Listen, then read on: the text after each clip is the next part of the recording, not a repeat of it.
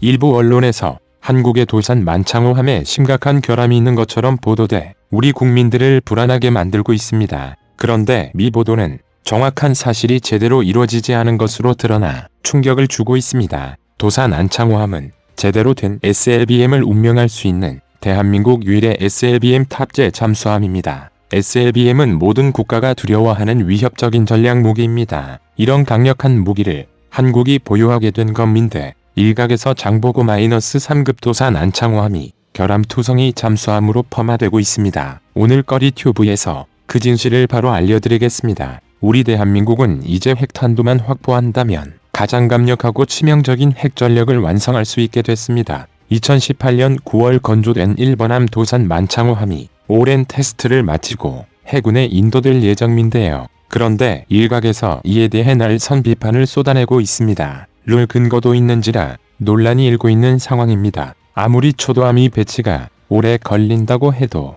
전력화까지 3년이나 걸리는 것이 말이 되냐는 것인데요. 실제로 도산 만창호함은 이미 3차례나 인도가 지면되고 있습니다. 하지만 그렇다고 그것이 도산 만창호함의 가치와 성능을 떨어뜨리는 것은 아닙니다. 오히려 건조사를 돌아보면 도산 안창호함이 얼마나 강력하고 또 뜻깊은 함정인지 알 수 있는데요. 그래서 준비했습니다. 오늘은 일반민들은 모르는 도산 만창호함에 얽혀있는 숨겨진 비화에 대해 알아보겠습니다. 도산 안창호함은 우리 군의 차세대 주력 잠수함입니다. 만재 3,700톤으로 이전까지 가장 큰 잠수함이던 소년 1급에 1,800톤의 2배가 넘는 대형함입니다. 심지어 차기에 만들어질 배치 -2는 만재 4,000톤으로 만들어지는데요. 수중에서 최대 20노트로 수중 항해가 가능하며 무엇보다 탄도미사일이나 순항미사일을 발사할 수 있는 이를 통해 무 -2와 현재 이름만 공개된 현무사-4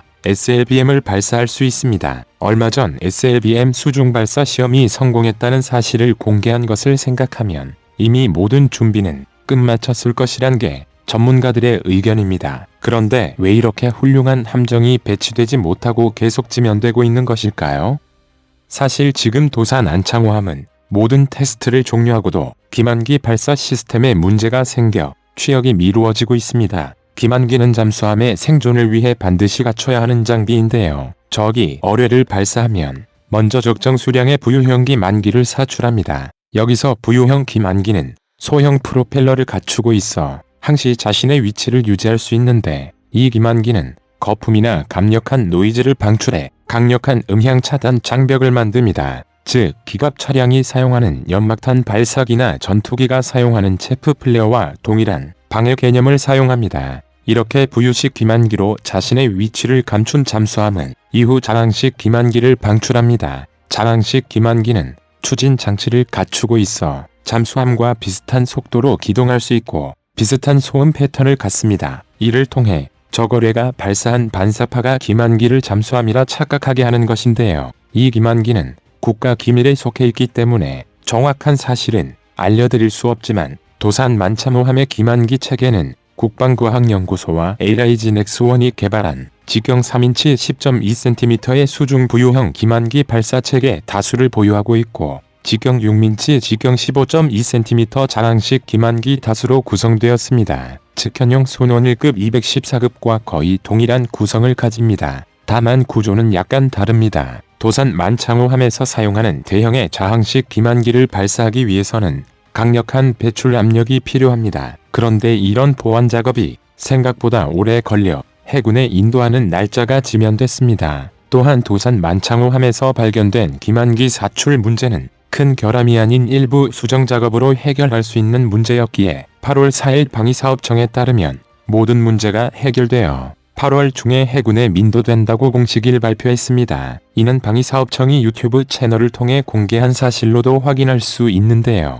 한마디로 언론이 간장 보도를 한 것입니다. 철저한 검증과 성능 향상을 위한 노력을 결함을 고치지 못해 절절매는 우리 군 관계자들의 무능함으로 호도한 것입니다. 사실 도산 안창호함은 그렇게 평가절하될 만한 배가 아닙니다. 몇 가지 사실만 알아보더라도 이를 잘 알 수 있는데요. 도산 만창호함을 개발하기 위해 우리 대한민국이 직접 개발한 수중 전투 장비는 참 많습니다. 기뢰 탐지 소나 잠수함용 레이더, 잠수함용 ESM 장비, 잠수함용 위성통신 장비 등 다양한 장비가 국산화됐습니다. 처음 도산 안창호함에는 프랑스 탈레스가 모기업인 TUS사의 잠수함용 기뢰 탐지 소나인 MOAS가 탑재되어 있습니다. 미 소나는 36에서 72k의 HZ 대역의 고해상도 액티브 핑을 발사해 1km 범위 안에 있는 계류 기뢰를 탐지해냅니다. 또한 성능도 무수한 편인데요. 1km 안에서 0.5m 수준의 거리 정확도를 가집니다. 한국 해군은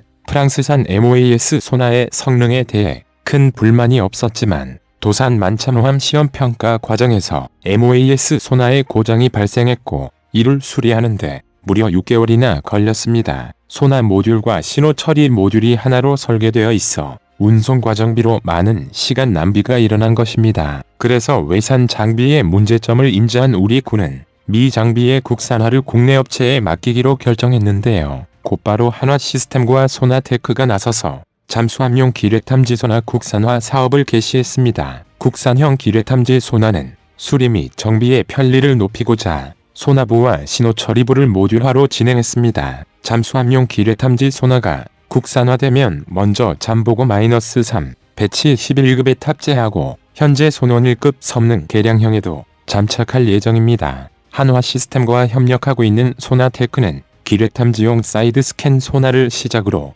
해군의 여러 소나 장비를 납품했는데요. 이번 사업은 물론 소형 기뢰 탐지 소나의 국산화 역시 수행하고 있습니다. 현재 기뢰 탐지 소나를 구성하는 세 가지 핵심 부품인 소나 체계, 제어 장치, 음향 신호 증폭 장치, 운용자 콘솔은 국산화했습니다. 이번 마덱스 2021에 실제 소함에 탑재될 예정인 운용자 콘솔 2기를 전시할 정도로 한국의 기술 수준은 다른 소나 개발 선진국과 비교해도 떨어지지 않습니다. 또한 잠수함용 레이더 역시 국산화가 이루어졌는데요. 이는 STX 엔진이 개발을 맡고 있습니다. 최근에는 잠수함용 레이더를 개발해 장보고급 3번함 최무선에 장착해 테스트까지 마쳤습니다. 펄스 레이더와 비교해 수백 배 정도 낮은 출력을 사용하는 주파수 변조 연속파인 FMCW 방식인데요. 이 레이더는 레이더 출력을 최소한으로 줄인 레이더로 개발됐습니다. 그 결과 적 ESM 장비가 우리 레이더 신호를 노이즈로 모판할 정도로 우수하게 개발하는 데 성공했습니다. 또한 그 반대인 레이더 전파를 탐지하는 장비인 ESM 장비의 국산화도 이루어졌습니다. 즉 창과 방패를 모두 개발한 것인데요. 참수리급과 포항급의 전자전 ECM 장비를 개발한 우리 기업 빅텍이 개발을 맡고 있습니다. 지난 2016년부터 개발에 착수해 큰 성과를 내고 있습니다. 2020년 7월 장보고에서 1급 초도함 최무선함에 장착해 운용 테스트를 진행하고 있으며 성능과 신뢰성이 확보되면 개량이 결정된 6척 장보급에 탑재될 것입니다. 이처럼 계속 국산화가 이어지면서 우리 손으로 만든 우리 배를 우리가 개발한 장비들이 채워나가고 있는 것인데요. 장보급급에 들어갈 새로운 국산 위성통신 장비도 그중 하나입니다. 한국 해군은 림팩 훈련 경험을 반영해 장보고급 잠수함부터 위성통신 장비를 장착하기 시작했습니다. 당연히 손원 1급 214급도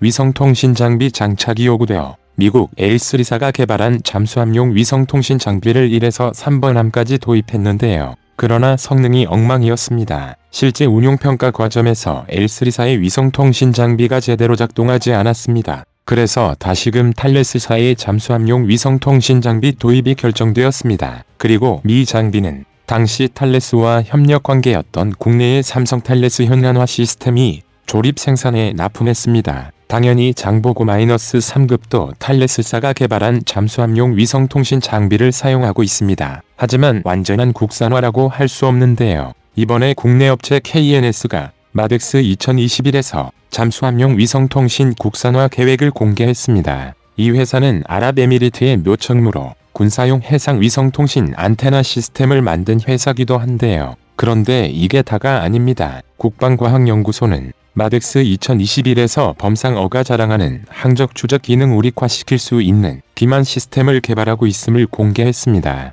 범상어는 함정이 절대 피할 수 없는 필살의 어뢰로 알려져 왔습니다. 범상어가 필살의 잠수함인 이유가 현대 수상함들이 어뢰의 함정 탐지 방식 및 자기장을 제거하는 장비 및 디가무짐 디고싱 장비를 무력화할 수 있기 때문입니다. 그리고 그런 엄청난 무기를 만든 우리 연구진이 또다시 피할 수 없는 무기를 제압할 수 있는 반머장비를 만들겠다고 나선 것입니다. 중국이 범상어 어뢰를 카피했다고 의심되는 상황에서 이 김한기의 역할이 매우 중요할 수밖에 없습니다. 이처럼 도산 안창호함은 더욱 강력한 전략 잠수함으로 거듭나기 위해 많은 노력을 하고 있던 것입니다. 하지만 많은 매체에서 도산 만창호함을 다뤘지만 정작 우리의 전략 잠수함인 도산 만창호함을 제대로 소개한 매체는 없었습니다. 사실 도산 만창호함의 전략화 지면은 억측으로 민한 근거 없는 논란으로 시작됐지만 이런 억측과는 반대로 모든 기술과 장비가 국산화되고 있는 과정 중 하나였던 것입니다. 우리 대한민국의 기술력 은일각에서 주장하는 것처럼 부족하지 않습니다. 오히려 다른 국가들이 우리의 기술을 배우려 만간 힘을 쓰고 있는 실정입니다. 여러분의 생각은 어떠신가요? 시청자님의 현명한 의견을 댓글로 남겨주시기 바랍니다. 여러분들의 좋은 의견이 좋은 영상을 만드는데 많은 힘이 됩니다.